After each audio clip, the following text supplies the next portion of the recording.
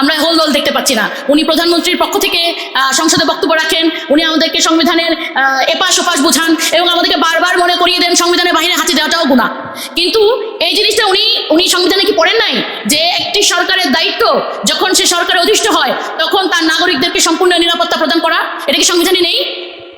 আমার তো মাথায় ধরে না যে এত বড় একটা জিনিস, অথচ আমরা আমাদেরকে সবসময়, আমরা যখন পুলিশের সাথে আমরা যখন আলাপ করতাম ইন্টারিমের সময়, যে বিভিন্ন আইনশৃঙ্খলা পরিস্থিতি নিয়ে আমাদেরকে বলা হতো যে একটা নির্বাচিত সরকার আসলে অনেকটাই কমে আসবে, কিন্তু আমরা কিন্তু এরকম কোনো কিছু চেঞ্জ দেখতে পাচ্ছি না। এটা আমাদের জন্য খুব আনফর্চুনেট। এবং ওনারা কেন মনে করতেন, এই জায়গাগুলো আমার এখন প্রশ্ন করতে ইচ্ছা যে করেছি, আপনারা কেন মনে করেছিলেন যে একটি নির্বাচিত, ওনারা হয়তো মনে করেছিলেন নির্বাচিত সরকার আরো ভালো কন্ট্রোল করতে পারবে, কিন্তু আমরা কন্ট্রোলটা দেখছি না।